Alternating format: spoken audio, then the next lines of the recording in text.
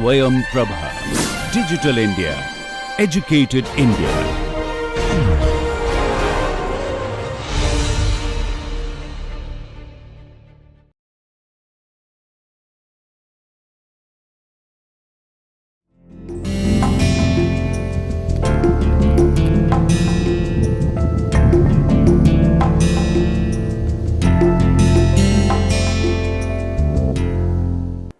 Good afternoon, friends. Welcome for another understanding about the introductory rural sociology.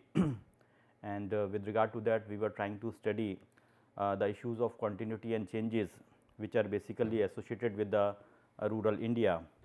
And as we were discussing about unit 4th, that is the changing agrarian structure and the rural developmental concerns in the rural society. And within that, we are dealing with the section 15th, that is chapter 15th, which is on rural poverty and rural development initiatives. I think the discussion on this particular theme will highlight the understanding of rural poverty and its measures. It will deliberate upon the concept and the strategies with regard to the rural development, and also it will enlist the salient programs which are related to the poverty alleviation and the rural development in India. I think these are certain things, and broadly if you try to see, I think our concern in this unit of discussion will be the importance of rural development, but before that we have to understand how we can understand the issue of poverty, because poverty is basically seen as a concept which is essential with regard to any developing and underdeveloped nations, because eradicating poverty is definitely considered to be an important issue, and that is why I think poverty concern is going to be an important issue. Beyond that, I think when we try to speak about the issue of rural poverty, then it becomes more intense, because they are doubly burdened. We try to see that the rural in terms of development is considered to be at the backstage as compared to the development which is there in the urban. So, that way I think if you try to see, we basically try to find out that the sort of what you can say, the rural has to be seen, and when it comes down to the poverty, then things have become more complex. So, we have to actually address the issue of rural poverty, and for that we have various rural development programs. So, we have to understand what are the nature and the scope of the rural development, what are the objectives of the rural development, that is going to be an important issue, and also what are the various approaches which we have to speak about. And I think the basic understanding is that it will try to revolve around certain programs and the policies which have been generated by the state. So, virtually we can say that in order to overcome the issue of rural poverty, I think various rural development programs have been initiated by Government of India, by the state government, in order to overcome certain what you can say hurdles which are been there with regard to the development of the rural society. And these programs since independence are working hard to eradicate the rural poverty. So, that way if we try to see, we have to speak about the issue that the incidence of poverty in India is a matter of key concern for the policy analysts and the academic researchers, because of its scope and its intensity. The first step in analyzing the problem of poverty is to be able to define it conceptually. I think that of course is the first task, and the minimum standard of living is one criteria which is used to define the poverty line. So, this minimum standard includes both the food and the non-food component. So, I think we have to see that the food and the non-food component are going to be part and parcel of the understanding of the minimum standards, and according to the World Bank, poverty is pronounced as the deprivation in well-being and comprises many dimensions. It includes the low income and the inability to acquire the basic goods and services necessary for the survival with dignity.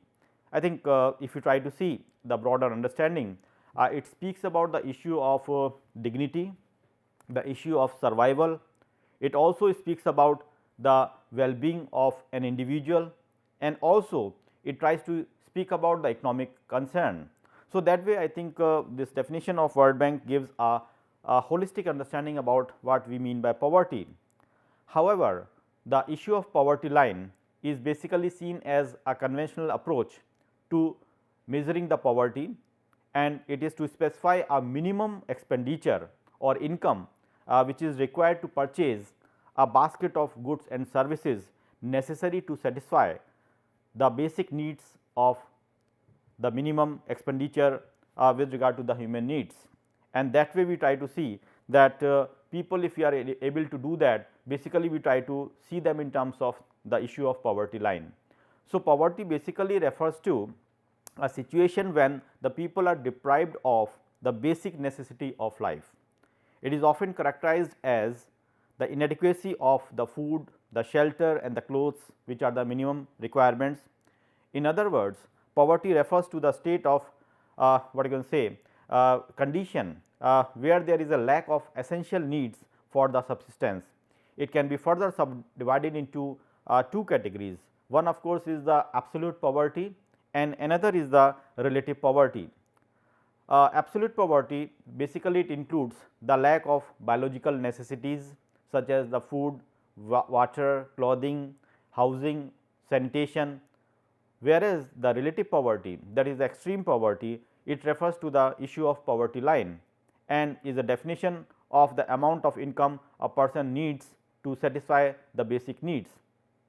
So, in basic terms, absolute poverty is having the lack of basic resources and the relative poverty is more to do with the income inequality. So, that way I think absolute and the relative are to be seen in a different context. Absolute poverty refers to a set of condition which is the same in every country and does not change over a period of time. The relative poverty on the other hand refers to the conditions which are subjective, which are subjected to the society in which the person lives, and therefore, it does vary from country to country and can change over time. For example, the urban cities will have the greater education, energy and the transportation costs. So, the poverty level line will be higher in this country as compared to the poor countries. So, basically we can say that the relative poverty is fluctuating, it depends upon the context, and in that context only we can see whether we can specify the things in terms of poverty or not. The Planning Commission expert group which was constituted in 1962, this working group constituted by the Planning Commission of India, and they formulated the separate poverty line for the rural and the urban areas. That is, for the rural areas they have called it as rupees 20 and for the urban areas they have called it as rupees 25 per capita per year respectively. So, we can see that the things are being measured in terms of the per capita per year capacity of a person in terms of a specific denomination of rupees, and in that way we try to see that the issue of poverty is being addressed by the Planning Commission expert group in 1962. Similarly, the V.M. Dandekar and N. Rath in 1971 has made a first systematic assessment of the poverty in India based on the National Sample Survey, that is NSS data. Unlike the previous scholars who have considered subsistence living or the basic minimum needs criteria as the measure of poverty, V.M. Dandekar and N. Rath were of the view that poverty line must be derived from the expenditure that was adequate to provide 2250 calorie per day in both rural and the urban areas. The Alak committee, who was again an economist, in 1979 has been part of the task force constituted by Planning Commission under the chairmanship of Y.K. Alak himself. He constructed a poverty line for the rural and the urban areas on the basis of the nutritional requirement and the related consumption expenditure. So, basically we try to see that the expert group constituted by the Planning Commission and it was chaired by Suresh Tendulkar was constituted to review the methodology for the assessment of the poverty estimation and to address the following the shortcomings of the previous methods. And we basically try to see that the previous committees which have given their recommendation, one finds that there is a lack of obsolete consumption pattern that is the consumption pattern were linked to the 1973-74 poverty line baskets of the goods and services, whereas there were significant changes in the consumption pattern of the poor since that time, which were not reflected in the poverty estimates. So, that is one drawback which has been pointed out by Tendulkar committee, and also there was the inflation adjustment which was been seen as the issue of adjustment of prices for inflation both spatially and temporally, that is across time region and across the time. And the third dimension which has been critical was the health and the education expenditure. So, the earlier poverty line assumed that health and education would be provided by the state and formulated the poverty line accordingly. Later on, Rangarajan committee which was set up in the backdrop of the national outrage over the planning commissions had suggested the poverty line of rupees 22 a day for the rural areas. And we try to see that there are different dimensions which has been identified by for the issue of poverty by Henry Bernstein in 1992. He says that the first thing which is required is the lack of livelihood strategies, that is one dimension of poverty. Then the inaccessibility to the resources, basically the money, the land, the credit, that is second dimension. The third is the feeling of insecurity and frustration. I think that involves the psychological component, and finally, the inability to maintain and develop the social relations with others as the consequences of the lack of resources. So, I think these are the four dimensions which has been discussed by Bernstein with regard to the understanding of the issue of poverty. Now, let us try to see that after understanding the issue of poverty in terms of conceptual framework or in terms of how the various committees have tried to give a meaning to the issue of poverty, let us try to see what are the approaches to the poverty reduction which has been encompassed in India. So, we basically find out that the first approach which we can just label is the multi-pronged approach in India. The multi-pronged approach which is seen as multidimensional phenomenon with a bundle of economic, social, geographical, human, gender and other deprivations. And these diverse features of poverty have led to the different strategies of the poverty reduction. So, intervention to reduce the poverty needs to take place at three different levels in an integrated manner. At the macro level, there are interventions aimed at the income poverty reduction through the capital formation in the human and the physical resources, and achieving the economic growth through the fiscal incentives and expenditures. And at the community level or the village level, the government intervention aim at directly providing the basic social services that are the foundation of human capital formation and the local infrastructure development. The third type of intervention target is good health, nutrition and the education at the individual level. So, this is basically seen as the multi-pronged approach in order to reduce the poverty. The second approach can be labeled as the decentralization of the service delivery. Both the design of poverty reduction strategies and their implementations are critical to the success of the poverty reduction efforts. A multi-pronged effort is necessary to meet the challenges of multidimensional poverty at the implementation level. However, we try to see that vast experiences of year has pointed to the need for decentralization of the developmental efforts to enhance the implementation effectively. In a large number and diverse countries such as India, the local understanding of the processes of development is critical in effective implementation of the poverty reduction program.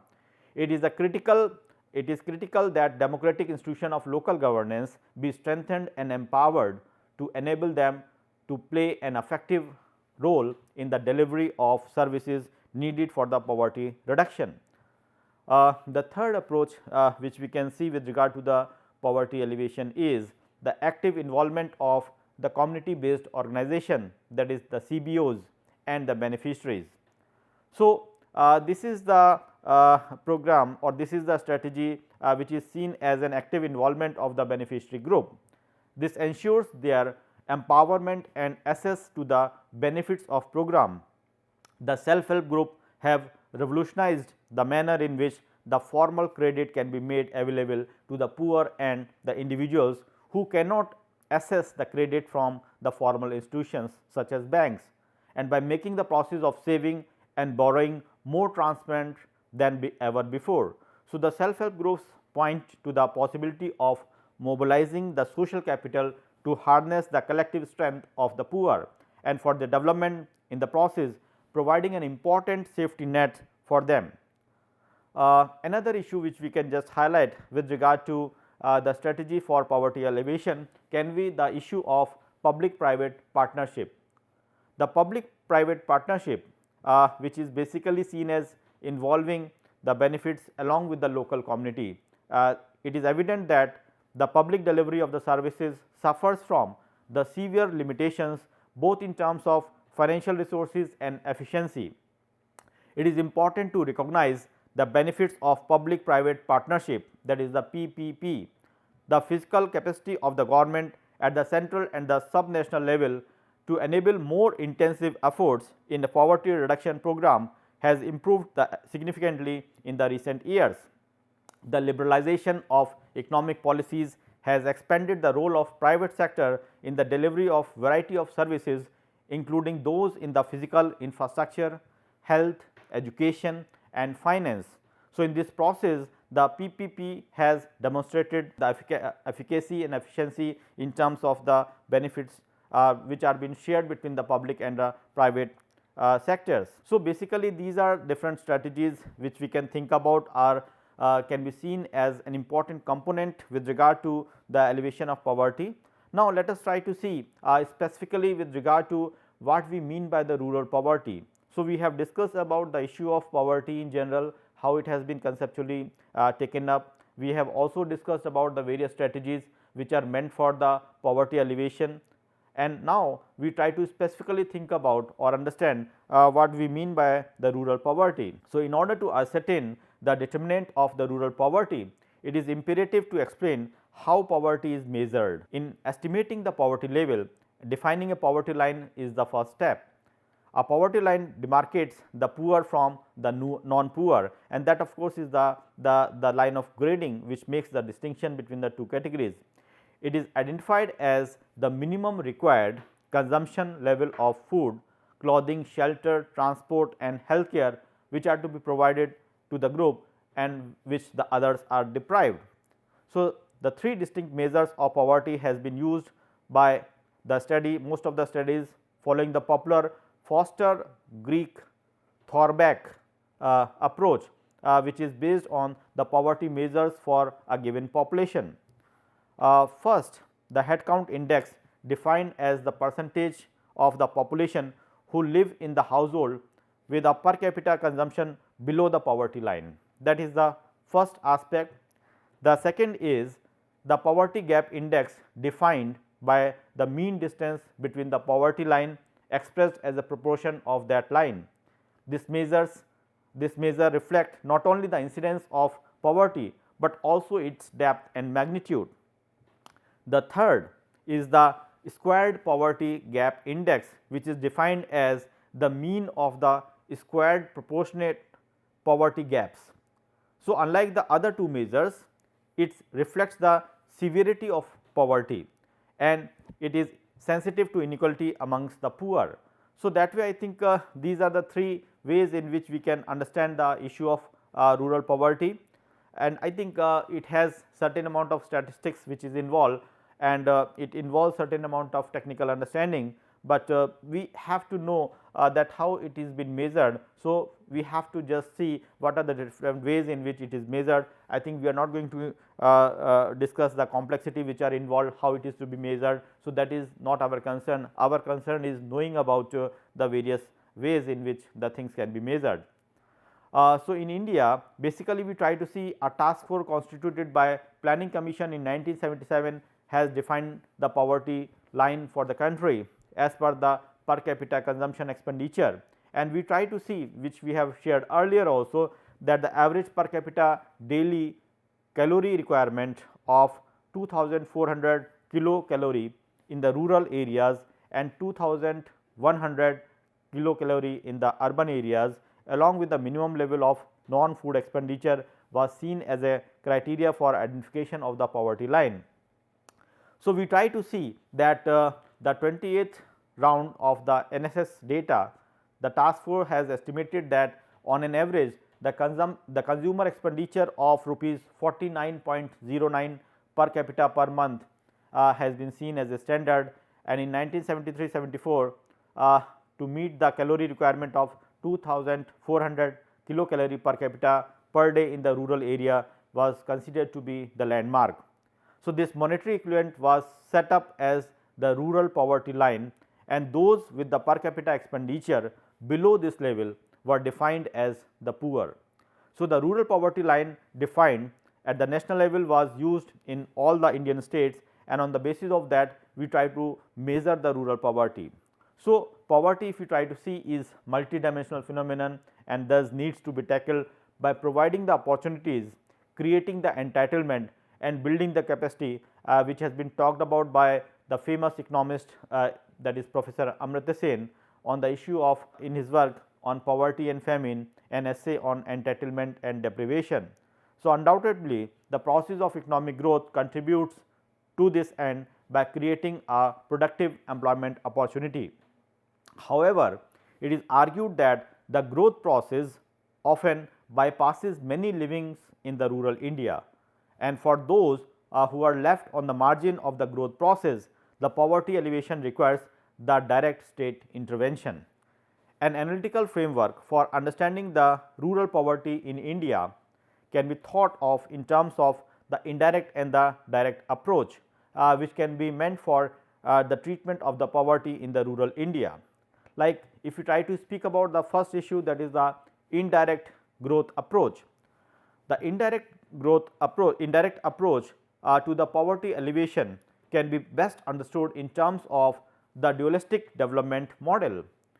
In essence, a dual economy model explains how the interaction between the agricultural and the non-agricultural sectors of an economy impact upon the growth process. So, it has to be seen with regard to the relationship between the agricultural and the non-agricultural sectors. The W.A. Lewis model suggests that the capital accumulation in the non-agricultural, that is the industrial sector, as the engine of the growth in the developing economies. So, it basically tries to focus upon the progressive transformation of the agricultural sector into the industrial sector, with the supply of labor and the food from the agricultural sectors being the two fundamental resources which are to be flown at the heart of the structural transformation. So, I think the WA model basically try to speak about the sort of industrialization as the ultimate with regard to the elevation of poverty, and drawing on the emphasis on the industrial sector in the Lewis model. Dutt and Ravellian basically in their work, When is the Growth Pro-Poor, they have basically spoken about a model showing that the poor benefits from the non-agricultural economic growth through its ability to absorb labor from the poor rural agricultural economy. So, virtually we try to see that the model concludes that while the non-agricultural growth is important for the poverty alleviation, the elasticity of poverty with respect to the non-agricultural growth depends upon certain structural conditions such as the initial literacy and the market distortion, such as the initial urban rural income disparity. So, that becomes an important issue, and through that we can speak about the indirect target approach for addressing the issue of the rural poverty. The second one is the direct targeted approach. The direct approach to the poverty reduction emphasizes that it is essential to directly provide the poor with the adequate purchasing power, other assets or the access to the food grains at subsidized price to meet their minimum consumption requirement. I think this is where we try to see that the direct approach is dealing with the immediate benefit to the beneficiaries. In India, the government has sought to create the entitlement for the poor through the wage employment programs, self employment programs. So, these are the ways in which the issue of poverty has been addressed. The provision for the free cost housing, the provision of the food grains at the affordable prices are certain initiatives which can be seen as part of the direct approach. Such anti-poverty programs have been seen operational in the rural India on a significant scale since the 1980s. However, they have been redesigned over time with an increase in coverage and its effectiveness. And otherwise, if you try to see, I think we have variety or diversified what you can say wage employment schemes which are been seen in the rural India, especially the restructuring into the single schemes called as the Sampoorn Gramin Rozgar Yojana, which is called as SGRY, which has came in 2002-2003. Its primary objective was to provide the supplementary wage employment to the rural poor in the lean agricultural seasons and in the time of drought. The self-employment programs, which is called as the Integrated Rural Development Program, that is the IRDP, was the integrated program of training the rural youths and development of women from the specific scheme through the form of SGSY, that is Swarn Jayanti Gram Swarojgar Yojana, that came in 1999-2000. So, its basic objective is to provide the income generating assets to the rural poor, enabling them to enhance their income as a sustainable basis. The provision of the free of cost housing to the poor under the Indira Awas Yojana, that is IAY, was initiated in 1996, is seen as another important anti-poverty programs which has been launched in India. In addition, there are other targeted schemes especially designed for the empowerment of the women and socially disadvantaged groups. The targeted public distribution system, that is the PDS, provides a food grain to the poor at the affordable prices.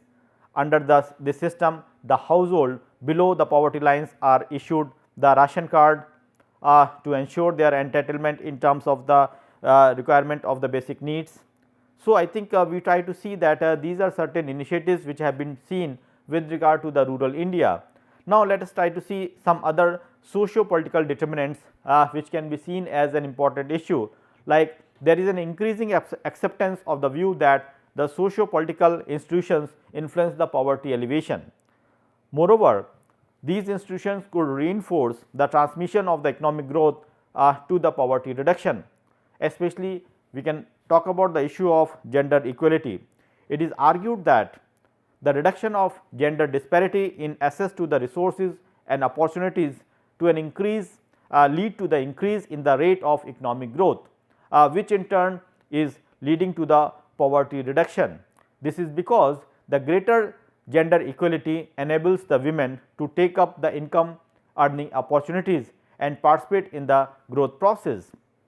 Similarly, we can see the empowerment of people through the democratic decentralization and the good governance can be seen as an important issue.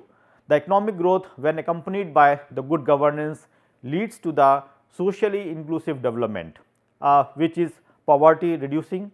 It can be argued that the democratic decentralization involving the devolution of the political and the economic power to the grassroots level institution is poverty reducing strategy. So, the need of the poor are addressed with a greater precision by involving the common man in making the decisions about the issues that directly concerns to the community. So, this is also seen as an important approach which we can see. Now, I think these are certain measures which have been taken up by Government of India, which has been done in the various states in India in order to address the issue of poverty. But beyond that, I think the important thing is that we have to actually understand that what are the different aspects of the development, especially in terms of the rural development, which becomes an important issue when we try to see that how rural poverty is been tackled. So, basically now the task is first to understand that what do we mean by the rural development. So, the understanding of the rural development is an important issue. It basically emphasizes on how we can see that developing countries are to be seen in terms of the progression. The majority of the population which are living in the rural areas and we try to see that the backwardness which is to be seen with regard to the retarding growth in another sector and in the economy as a whole is seen as an important parameters to understand the issue of the poverty, and in order to overcome that we have the issue of rural development. So, the stress on the rural development is also due to many constraints faced by the rural areas, which is generally suffers from the inadequate infrastructure facilities as compared to the urban areas, and also in terms of technological advancement which are lesser as compared to the urban areas. So, the rural areas are not well placed in terms of even the minimum needs of the safe drinking water, primary health and the road transport. Apart from the rural population also suffers from the issue of the ignorance and the illiteracy, which is quite evident. So, their traditional outlook towards the development has been seen as preventing them from getting the advantages out of the various developmental initiatives by the government. But we also try to see that there is a need for certain amount of exposure to the media, which is to be seen in terms of both the electronics and the print, through that, so that they can be aware about what are the different rural development initiatives. So, we have to see that how the rural development has to be seen in terms of an important understanding, especially how the rural populations are to be targeted, so that they can be benefited which are meant for them. So, we basically try to see that the rural development is going to be an important concern basically when we try to speak about the rural India. Now, let us try to see that how we can speak about the nature and the scope of the rural development. So, we try to say that the rural development has emerged as a strategy designed to improve the economic and the social life of the specific group of people, that is the rural poor. It involves extending the benefits of development of the rural population who seek a livelihood in the rural areas. So, the rural development denotes overall development of the rural areas with a view to improving the quality of life of the rural poor. The concept is seen as comprehensive and multidimensional in nature. It encompasses the development of agriculture and the allied activities, cottage and the small scale industries, the traditional crafts, the socio-economic infrastructure, the rural manpower and the improvement in the community services and facilities. All these things are part of the rural development in terms of the overall development of the area. So, the rural development covers, besides the agricultural development, a comprehensive set of activities pertaining to all aspects of the rural economy. It confers the benefit on a number of classes like the cultivators, the landless labor and the rural artisans. All these categories are being addressed by the purview of the rural development.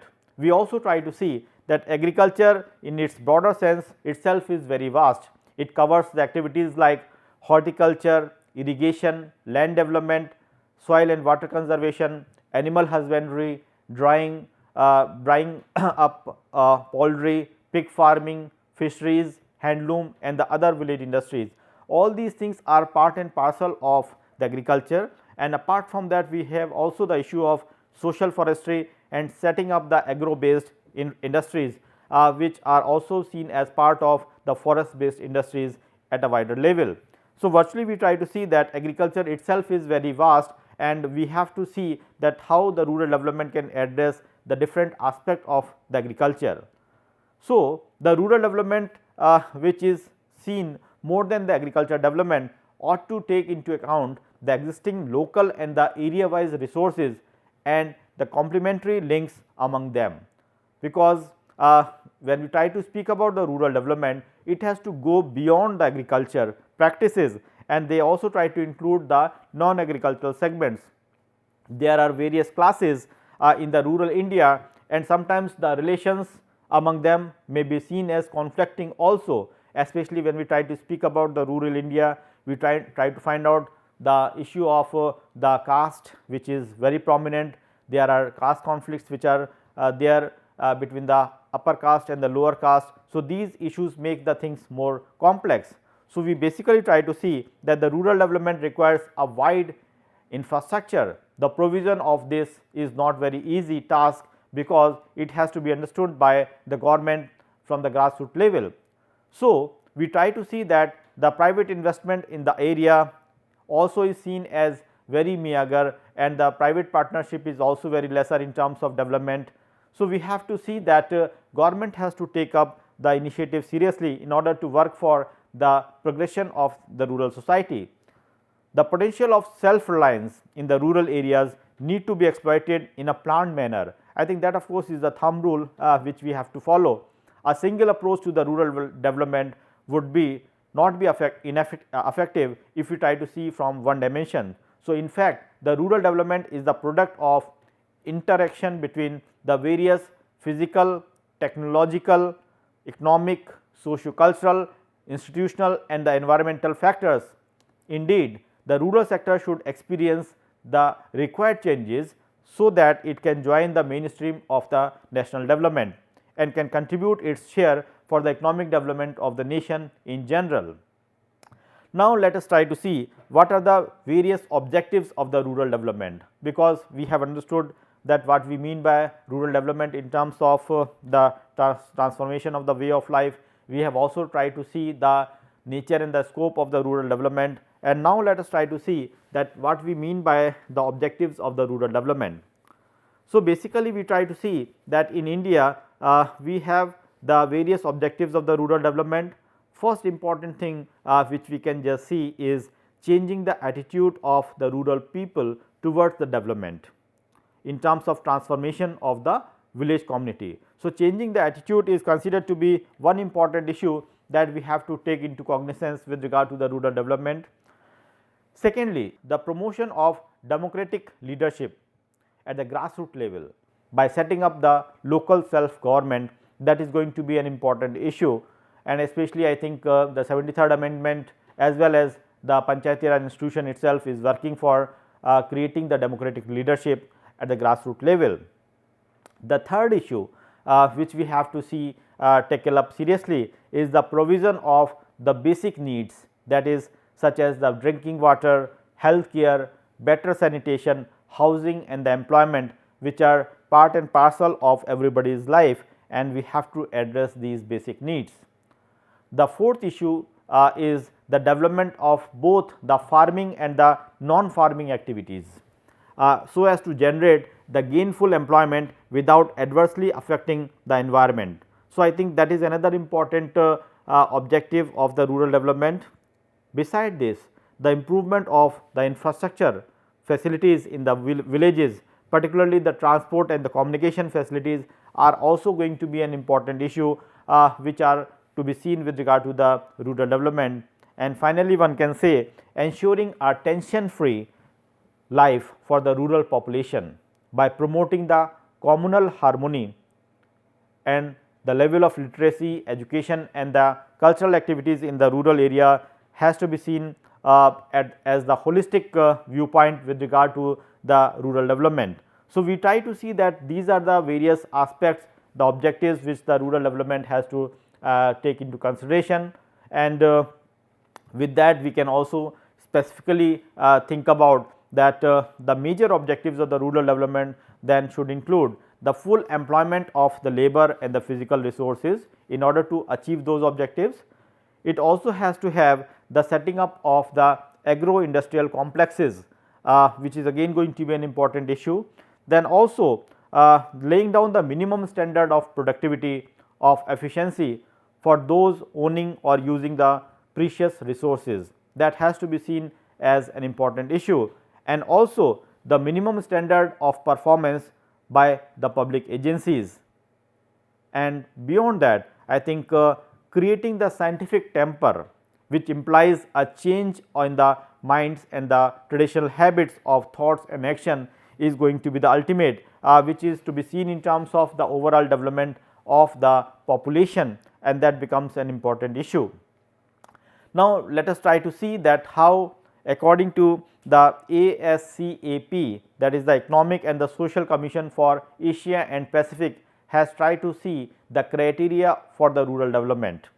So, to that agency we try to see that the rural development basically involves drawing the entire rural labor force into the mainstream for the economic activity.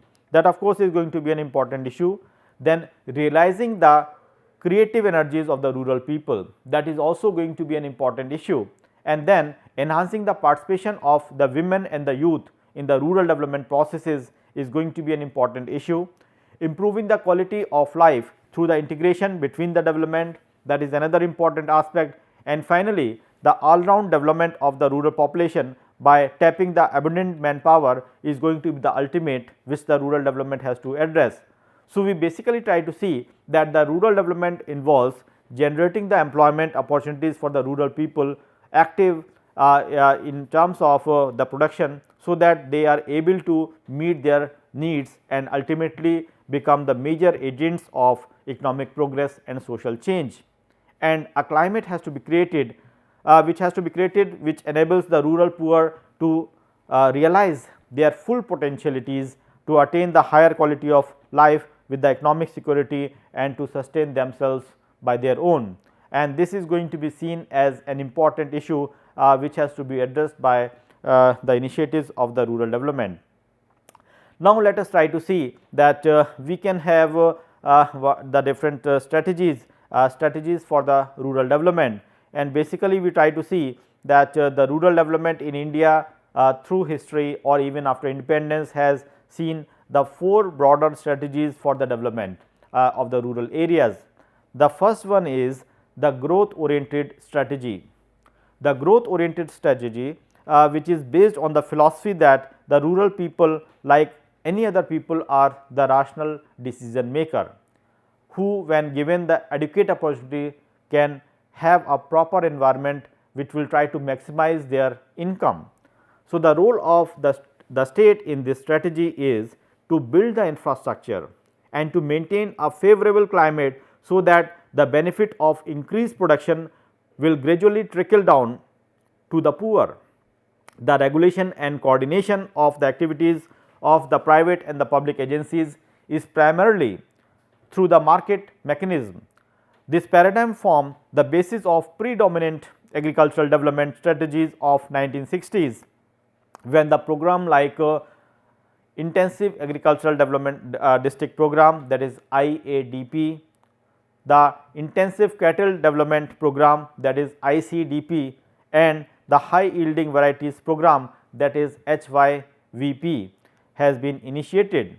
And we try to see that this paradigm failed to make any dent on the basic problems of poverty in terms of unemployment and inequality, and gradually it has to be abandoned.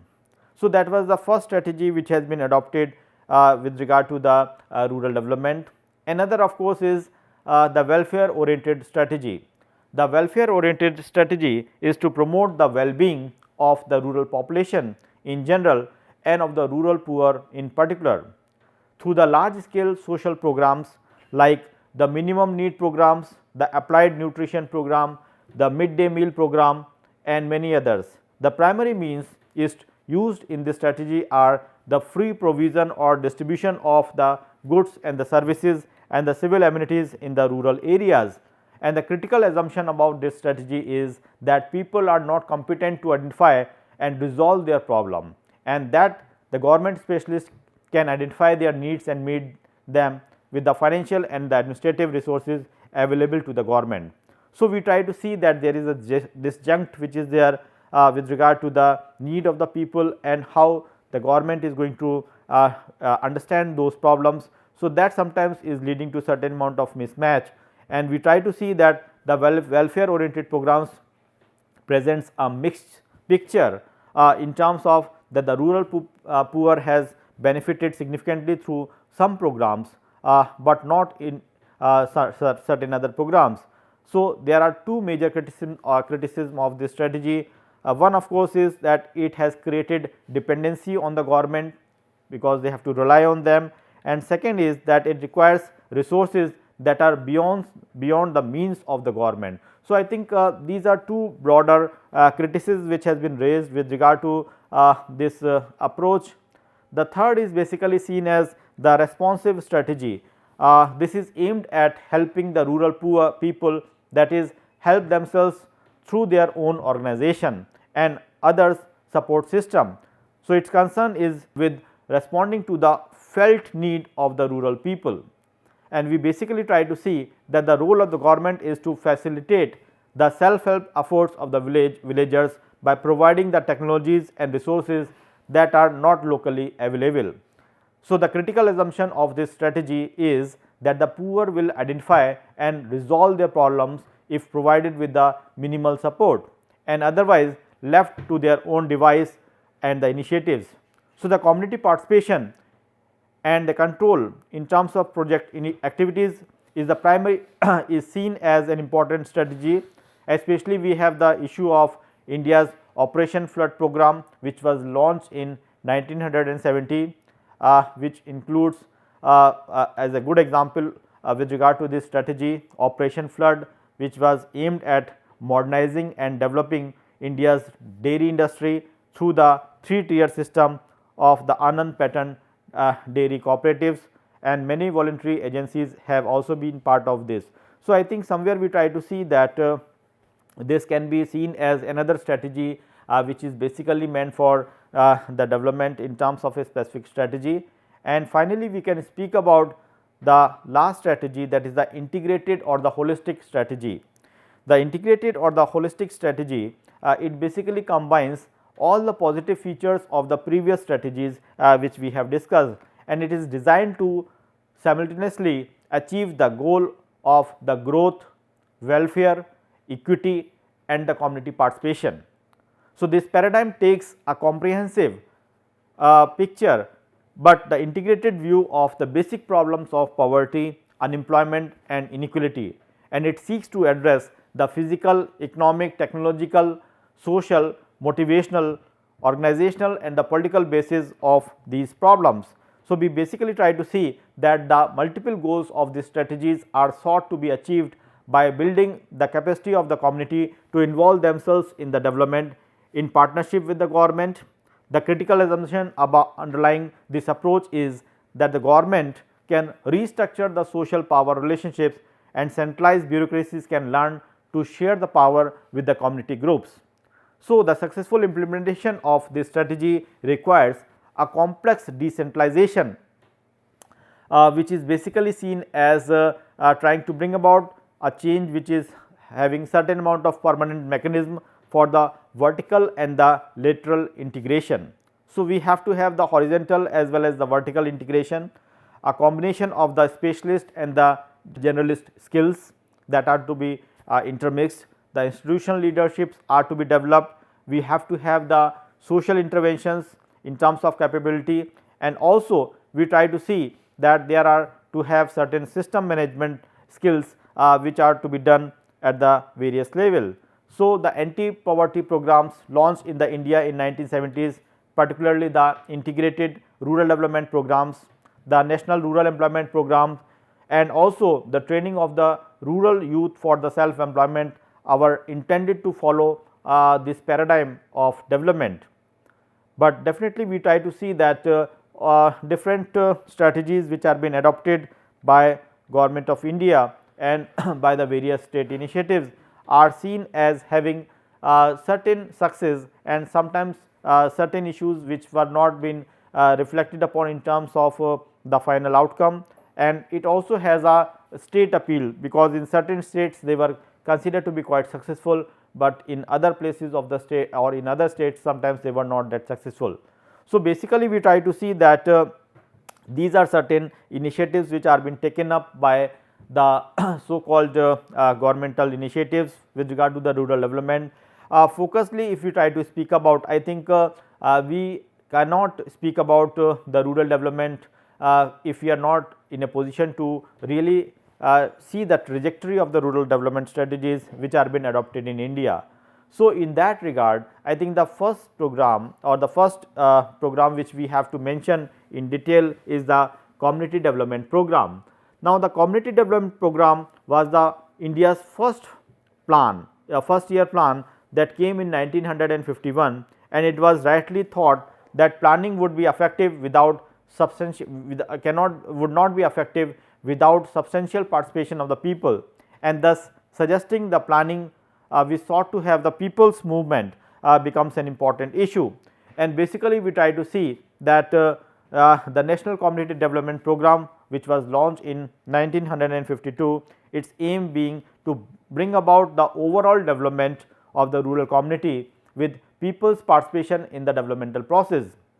The government on its part decided to provide the technical and the other services in a coordinated fashion. An institutional structure was provided in the form of Panchayati Raj, cooperatives and the village schools, and this approach was basically seen as the holistic one. Then next, in terms of another program which we can speak about is the intensive agricultural district program. As the agricultural yields were very low, so the government thought of to provide a new strategy to boost up the food grain outputs. So, whereas the CDP, that is a community development program, is based on the equity principle, the intensive agricultural district program was launched in 1960 and its aim was concentrating the resources in agriculture better in a efficient way.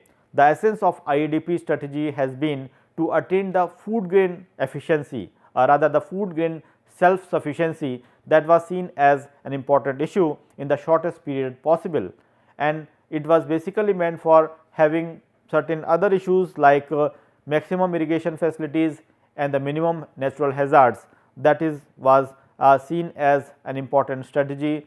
A package approach was adopted to step up the agricultural production, which was also involved.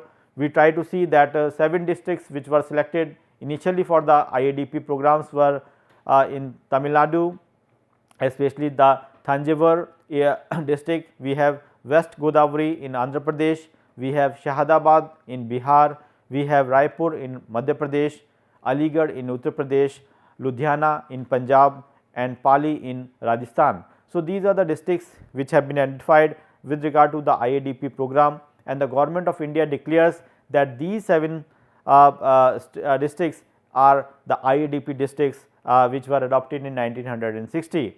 And I think this is where we try to see that these districts had gone some boost with regard to the agriculture development. Credit must be given to the efficiency of IADP that it has achieved its major objective. It has created the new dynamism in the farming community, especially popularized as the high yielding variety programs, which has gradually enhanced the technical inputs with regard to the rural India. And we basically try to see that IADP strategy faced certain problems depending upon the crucial inputs like the fertilizers, cooperative credits and support services, which were not been directly part of this program.